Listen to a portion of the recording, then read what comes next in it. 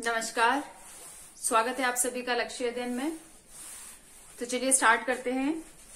फिर से मैं आपके सामने मैं आपको फिर से एक बार वीडियो के शुरू में ही बोल दे रही हूँ कि प्लीज आपको वीडियो जब भी आप देखते हैं, एक कमेंट करने में शायद बहुत ज्यादा समय नहीं लगता है, तो प्लीज आप कमेंट जरूर कर दिया करें। जब भी आप वीडियो देखते हैं तो कमेंट जरूर करें, ठीक है। और बताएं आपकी ये जो क्वेश्चन मैं करा रही हूँ, ये क्वेश्चन कितने हेल्पफुल है आपके लिए, और क्वेश्चन ही कराने हैं या आपको टॉपिक वाइज सीखना है, ठीक है।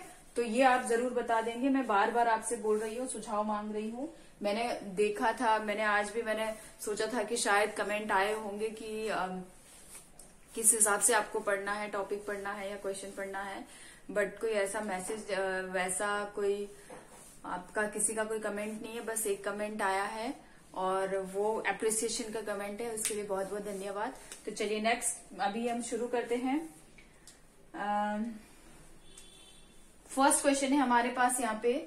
क्वेश्चन है, स्पर्शी व्यंजन में मूर्धन्य ध्वनियां कौन सी है? स्पर्शी व्यंजन में क्वेश्चन क्या है हमारे पास? स्पर्शी व्यंजन में मूर्धन्य ध्वनियां, मूर्धन्य ये मौ है, ठीक है। मूर्धन्य ध्वनि या ध्वनियां कौन सी है? ठीक है, क्या पूछा गया है यहाँ पे? स्पर्शी व्यंजन में मूर्धन्य ध्वनियां कौन सी है?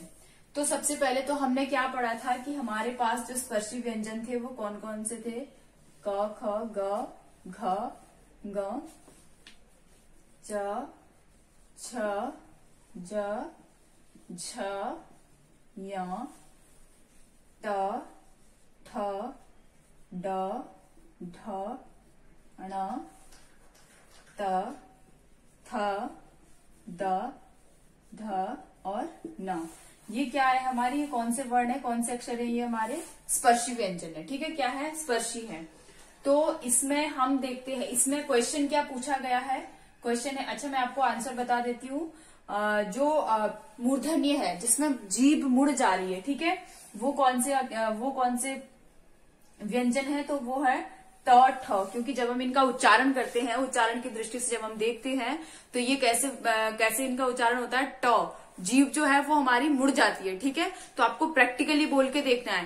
ट, ठ, ड। जब भी हम ये वाला वर्ग जब भी हम बोलते हैं तो क्या होता है? इसमें जीभ हमारी मुड़ जाती है। अच्छा, ये भी तो यहाँ पे आंसर हमारा क्या हो जाएगा? पहले तो हम देखेंगे कि क्या कौन कौन से हैं। तो मूर्धन्य ध्वनियां हैं ट, ठ, ड और ढ, ठीक है। अभी हम अणव भी क्या है? उसमें भी क्या हो रहा है? मूर्धन्य है, ठीक है। अणव भी मूर्धन्य है, लेकिन इनको हम क्या बोलते हैं? इनको हम नासिक्य बोलते हैं, ठीक है। नासिक्य, इनको हम नासिक्य बोलते हैं, नासिक्य व्यंजन, ठीक है। तो णव को भी हम कहाँ लेकर आएंगे? यहाँ यहीं पर लेकर आएंगे, क्योंकि णव में भी क्या हो रहा है? ध्वनि क्या हो रही है? जीभ क्या हो रहा है? मुड़ रही है, ठीक है। तो ध्यान देंगे हम। लेकिन ये नासिक्य व्यंजन है, तो अगर ये आता है क्वेश्चन आपको कि नासिक्य व्यंजन में, ठीक है, अगर क्वेश्चन आपको ये आता है कि नासिक्य व्यंजन में मूर्धन्य ध्वनि कौन सी है, और ध्वनि का मतलब आप समझ रहे होंगे यहाँ पे, ध्वनि का मतलब क्या हो जा रहा है यहाँ पे? वर्ण, ठीक है। ध्वनि का मतलब वर्ण है, और कहीं अगर वर्ण भी लिखा होगा तो उसका मतलब क्या है? ध्वनि है, ठीक है। तो यहाँ पे कहा गया है, तो हमारे पास ये तो है मूर्धन्य, ये तो हमको समझ में आ गया, ठीक है। लेकिन हम बाकी का भी देख लेते हैं कि बाकी क्या क्या है। तो क वर्ग में हम देखेंगे, क वर्ग का उच्चारण स्थान कौन सा है? ये उच्चारण की दृष्टि से हम पढ़ रहे हैं, ठीक है। तो क वर्ग का उच्चारण स्थान क्या है? तो ये है कंठ, ठीक है। क वर्ग का उच्चारण स्थान कंठ है। मैं यहां से इसको हटा देती हूँ, ठीक है। पंचमाक्षर आपको पता ही होगा, नासिक्य है, ठीक है। और अब मैं बताती हूँ आपको, ये जो क वर्ग है, क वर्ग का उच्चारण स्थान क्या हो जाता है? कंठ, ठीक है। और च वर्ग का उच्चारण स्थान क्या होता है? च, छ, ठीक है। तो च वर्ग का उच्चारण स्थान क्या है? ये होता है तालव्य। क्या है? तालव्य। हम जब भी चौ छ बोलेंगे तो चौ छ बोलते हुए हमारा ये जो चौ वर्ग जब भी हम बोलते हैं, चौ वर्ग का जब भी हम उच्चारण करते हैं तो हमारी जीभ कहाँ लगती है, तालु के ऊपर लगती है, ठीक है, तालव्य होता है ये।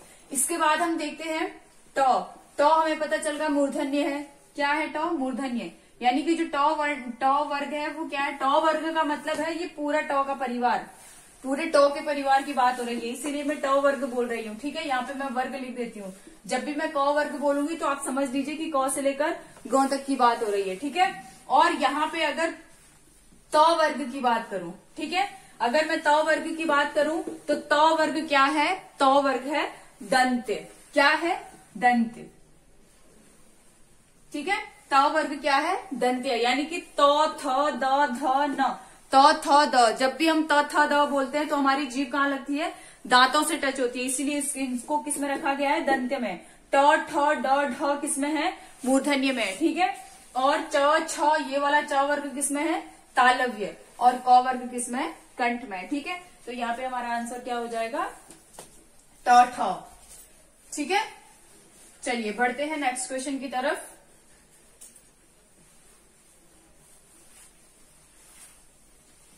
नेक्स्ट क्वेश्चन है हमारे पास, बहुत ही सुंदर क्वेश्चन है। श, श ध्वनि, श ध्वनि का उच्चारण स्थान क्या है या कौन सा है, ठीक है, बात एक ही है। च ध्वनि का उच्चारण स्थान क्या है। अब ध्वनि से मैं बार बार बता रही हूं आपको, ध्वनि का मतलब क्या है, वर्ण, वर्ण का मतलब क्या है, ध्वनि, ठीक है। तो यहाँ पे पूछा गया श ध्वनि का उच्चारण स्थान क्या है, ठीक है। तो अब जरूरी नहीं है कि मैंने सिर्फ आपको स्पर्शी व्यंजन के बारे में बताया कि क वर्ग क्या है, कंठ्य है, चौ वर्ग तालव्य है, ठीक है। जरूरी नहीं है कि सिर्फ इन्हीं का उच्चारण स्थान कंठ, तालव्य, मूर्धन्य और दंत है, ठीक है। जो भी जितने भी हमारे अ से लेकर ज्यों तक जितनी भी हमारी वर्णमाला है उनका जो उच्चारण स्थान है वो अलग अलग जगह है, ठीक है। तो यहाँ पे हम देखेंगे, यहाँ पे क्वेश्चन पूछा गया है हमसे, श ध्वनि का उच्चारण स्थान क्या है, ठीक है। तो श, ये इस वाले श की बात हो रही है। और देखिए बहुत बड़ा कंफ्यूजन होता है, मैं यहाँ पे इसका आंसर आपको बता देती हूँ। इसका जो स्थान है वो है तालव्य। क्या है इसका स्थान, तालव्य। इस श को, यानी कि श से शलजम, बहुत बड़ा कंफ्यूजन होता है श, श और स में लोगों को, ठीक है। उच्चारण की दृष्टि से भी अलग है और आकृति के हिसाब से तो अलग है ही। हमारा जो उच्चारण स्थान है, जब हम इस श की बात करते हैं तो हमारी जीभ कहाँ जाएगी, श, साइड से तालु में लगती है, ठीक है, साइड से, श साइड से, और यानी कि जीभ का जो किनारा है वो कहाँ लगेगा, तालु में लगेगा, ठीक है। और अगर हम बात करें तो ये तो हो गया हमारा क्या, तालव्य, ठीक है। क्या है ये, तालव्य। अब अगर हम इस श की बात करें, श, तो इसमें क्या हो जाता है, और ये वाला जो श है, श, इसमें क्या होता है, हमारी जीभ मुड़ती है, श, इस वाले श में, यानी कि ये जो षटकोण वाला, षटकोण जब भी हम बोलते हैं तो क्या होती है, हल्की सी हमारी जीभ मुड़ जाती है, ठीक है, षटकोण, यानी कि हमारी जीभ को हल्का सा पीछे से मुड़ के फिर हम श बोलते हैं, ऐसे योग करती है हमारी जीभ, ठीक है। तो मूर्धन्य में हमेशा भी क्या करती है जीभ, उल्टा ऐसे घूम जाती है, ठीक है। तो यहाँ पे ये क्या है, मूर्धन्य है, ठीक है। क्या है ये, मूर्धन्य, ठीक है। श, इसमें क्या हो रही है, जीभ मुड़ जा रही है। और ये क्या है, इसका उच्चारण स्थान क्या है, इसका उच्चारण स्थान है दंत्य, ठीक है। इसका उच्चारण स्थान क्या है, दंत। किसका, स। जब भी हम स शब्द बोलते हैं, सरिता, सरिता, तो हमारी जीभ कहाँ लगती है, दांतों के आगे लगती है, ठीक है, दांतों में लगती है। तो स, ये स से सरिता, ठीक है, श से षटकोण, षटकोण जब भी हम बोलते हैं हमारी जीभ क्या हो जाती है, मुड़ जाती है, यानी कि श, इस श का ये जो श जब भी हम बोलेंगे तो हमारी जीभ मुड़ जाएगी, मूर्धन्य होगी। और ये श, इसमें क्या हो जाएगा, तालव्य हो जाएगा। शलजम क्या होता है, तालव्य होता है। और षटकोण क्या होता है, मूर्धन्य होता है। और सरिता क्या है, दंत्य है, ठीक है, ध्यान देंगे तो यहाँ पे आपको कोई दिक्कत नहीं आएगी। मैं आपको बता देती हूँ, शलजम, शलजम से मेरा मतलब क्या है, यानी कि शलजम वाला श, ठीक है, श, ये क्या है, तो ये है तालव्य, ठीक है। और अगर हम बात करें षटकोण, षटकोण, तो इसका उच्चारण स्थान क्या है? मूर्धन्य। ठीक है, और या मूर्धा भी बोलते हैं हम इसको। ठीक है, क्या बोलते हैं हम इसको? मूर्धा भी बोलते हैं। और सरिता, ठीक है, या सागर, ठीक है, तो इसका उच्चारण स्थान क्या है? इसका उच्चारण स्थान है दंत। ठीक है, क्या है? दंत। समझ में आ गया आपको? चलिए, तो हमारे पास क्वेश्चन क्या पूछा गया था? श ध्वनि का उच्चारण स्थान क्या है? तो श ध्वनि का उच्चारण स्थान है तालव्य। ठीक है, चलिए बढ़ते हैं नेक्स्ट क्वेश्चन की तरफ।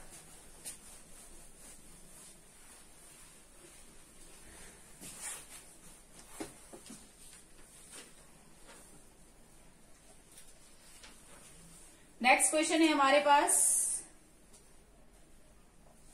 भाषा की सार्थक लघुत्तम इकाई क्या है? भाषा की, क्वेश्चन क्या है? भाषा की सार्थक, सार्थक लघुत्तम इकाई क्या है? क्वेश्चन क्या दिया गया है? भाषा की सार्थक लघुत्तम इकाई क्या है? आंसर क्या हो जाएगा? सार्थक बोला है, तो जितनी भी, जो भी, जिन भी ध्वनियों की हमने बात करी थी, हमने क्या कहा था? मुख से निकलने वाली प्रत्येक सार्थक ध्वनि को क्या कहा जाता है? वर्ण कहा जाता है। तो प्रत्येक, ठीक है, प्रत्येक सार्थक ध्वनि को क्या कहा जाता है? वर्ण कहा जाता है। तो ये क्या हो जाएगा? भाषा की सार्थक लघुत्तम इकाई क्या है? वर्ण है। वर्ण ऐसा है, वर्ण ऐसी इकाई है जिसके खंड नहीं हो सकते, जिसके क्या नहीं हो सकते? टुकड़े नहीं हो सकते हैं। ठीक है, तो क्या है वो सार्थक इकाई? सार्थक लघुत्तम, सबसे लघुत्तम मतलब सबसे छोटी। ठीक है, तो वर्ण की भाषा ही, वर्णमाला की, वर्ण की जो परिभाषा है वो क्या है? कि मुख से निकलने वाली प्रत्येक सार्थक ध्वनि जिनके खंड नहीं किया जा सकता, ठीक है, क्या है? वर्ण है। ठीक है, जो कि भाषा की सबसे लघुत्तम इकाई है। ठीक है, जो कि भाषा की सबसे लघुत्तम इकाई है। तो अगर भाषा की सबसे लघुत्तम इकाई बोला जाए तो क्या होगा? वर्ण या फिर ध्वनि। समझ आ गया आपको? वर्ण हो या फिर ध्वनि हो, ऑप्शन में जो भी होगा दोनों ही सही होगा। ठीक है, चलिए बढ़ते हैं नेक्स्ट क्वेश्चन की तरफ।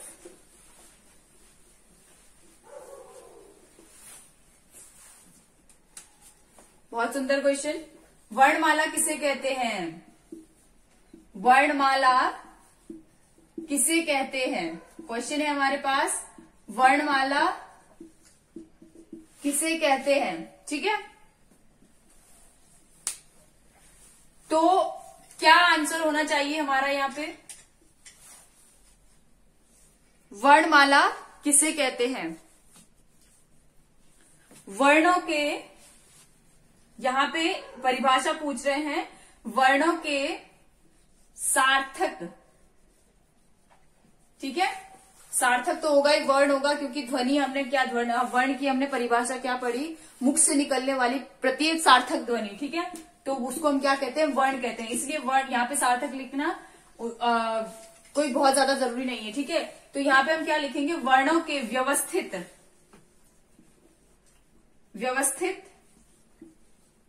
क्रम को क्या कहते हैं?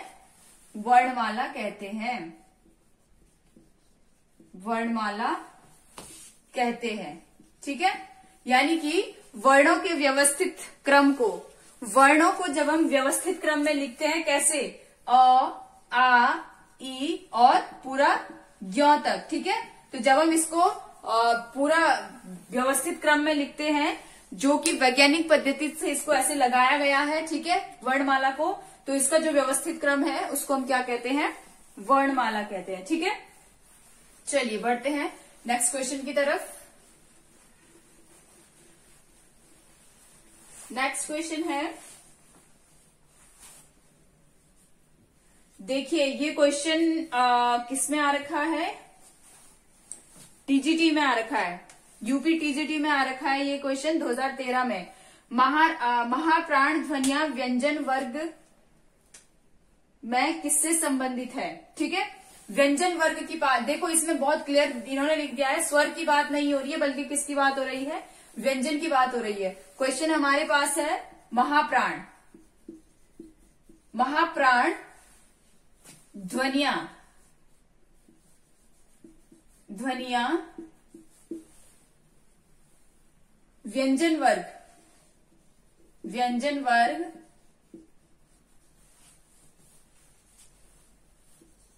में किससे संबंधित है। ठीक है, यहां तक आपको दिख रहा होगा। ठीक है, तो क्या क्वेश्चन है यहां पे पूछा हुआ, महाप्राण ध्वनियां व्यंजन वर्ग में किससे संबंधित है। तो महाप्राण की बात हो रही है। ठीक है, और व्यंजन वर्ग, देखो यहाँ पे क्वेश्चन थोड़ा ये भी बहुत अलग है। इसने क्या बोला है कि महाप्राण ध्वनियां व्यंजन वर्ग में किससे संबंधित है। तो व्यंजन, देखो स्वर तो हमने हटा दिया क्योंकि इसने स्वर की बात ही नहीं करी है, सीधा क्या बोल दिया इन्होंने, व्यंजन बोल दिया है, तो स्वर को तो हम छेड़ेंगे ही नहीं। ठीक है, और जो व्यंजन है हमारे वो कहां से कहां तक है, क से ज्ञ तक हमारे पास व्यंजन है। ठीक है, जिसमें से हम अलग अलग जिनको बांटते हैं, कुछ हमारे बन जाते हैं संयुक्ताक्षर, कुछ बन जाते हैं हमारे स्पर्शी व्यंजन। ठीक है, और कुछ हमारे क्या बन जाते हैं, संघर्षी व्यंजन, कुछ बन जाते हैं अंतस्थ व्यंजन। ठीक है, तो ये सारे हमारे क्या है, व्यंजन है। अब इसमें हम क्या देखेंगे कि सिंपल सी बात है कि अगर हम मैं आपको एक यहाँ पे छोटा सा एग्जांपल देती हूँ, क ख ग घ ग। ठीक है, च छ ज झ, ये और य। यहां पे पूछा गया है महाप्राण।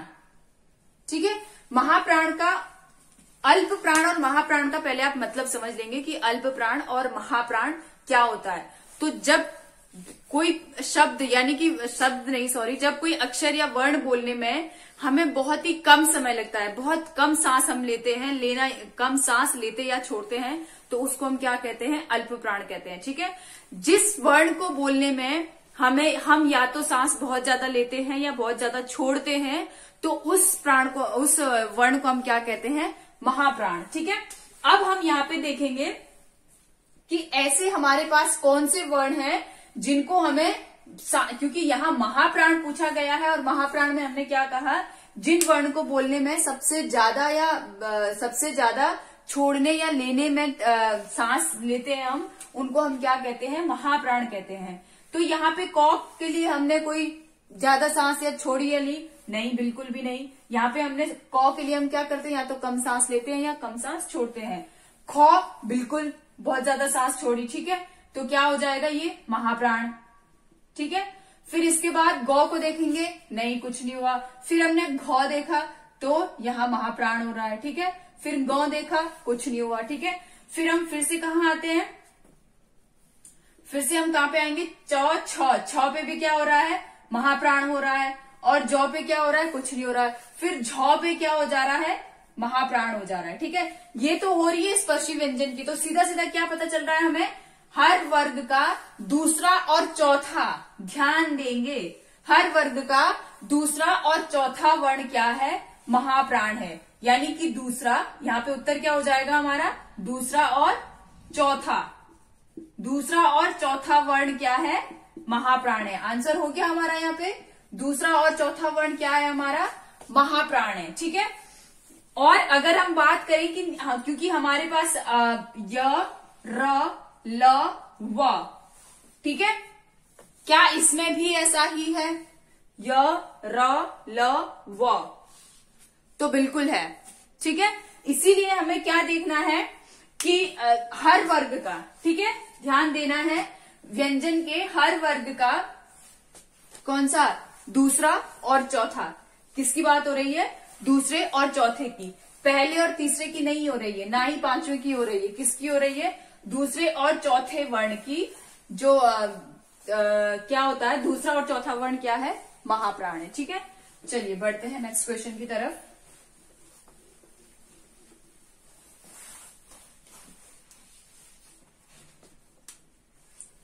क्वेश्चन है, जिन शब्दों के अंत में अ आता है उन्हें क्या कहते हैं, जिन शब्दों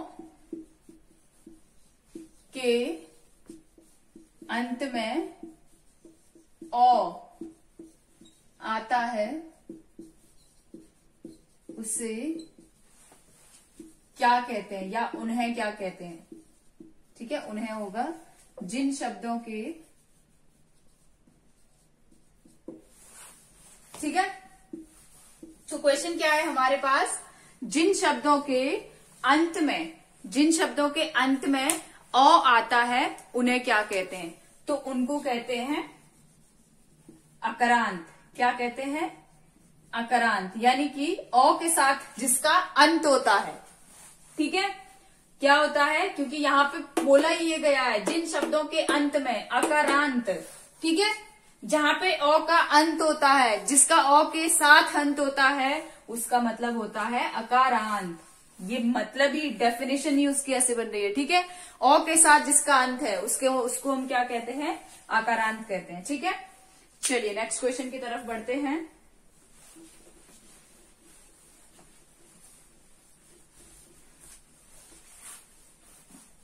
निम्नलिखित ओष्ठ ध्वनि, ठीक है, यहां पे पूछा गया है स्पर्शी व्यंजन में। ठीक है, स्पर्शी व्यंजन में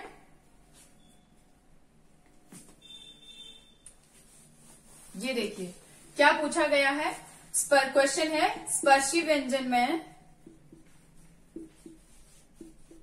स्पर्शी व्यंजन में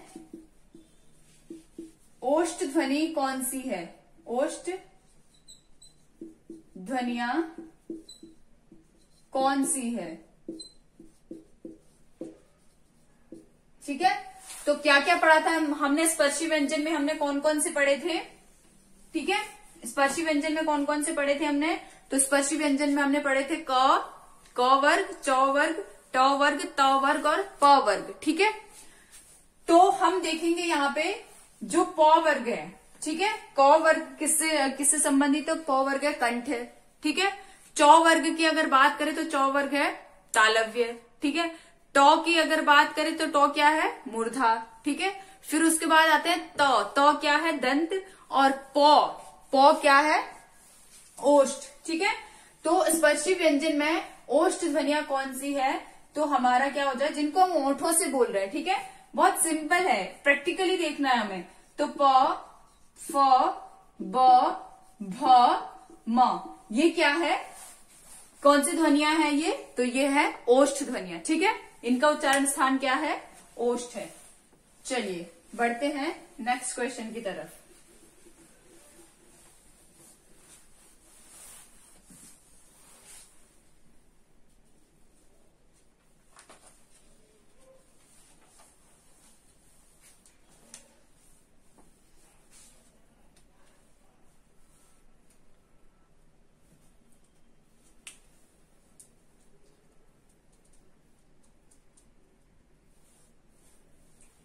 यहां पे नेक्स्ट क्वेश्चन हमारे पास है,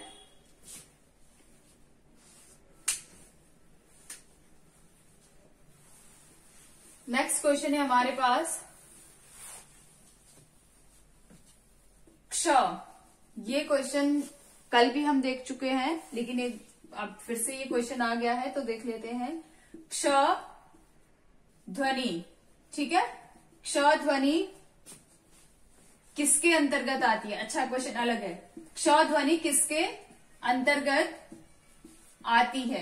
ठीक है, तो अंतर्गत से क्या मतलब है, अंतर्गत आती है, किसके अंतर्गत आती है, क्वेश्चन ये पूछा गया है, क्ष ध्वनि। ठीक है, तो हमने क्या क्या पढ़ा था, मतलब जो हमने व्यंजन के जो भेद करे थे, कौन कौन से भेद थे हमारे, एक था स्पर्शी व्यंजन, दूसरा था हमारे पास अंतस्थ व्यंजन, तीसरा हमारे पास था संघर्षी व्यंजन। ठीक है, और चौथा जिसको हम ऊष्मीय व्यंजन भी बोल रहे थे। ठीक है, ऊष्मीय व्यंजन। ठीक है, और चौथा था हमारे पास संयुक्त व्यंजन।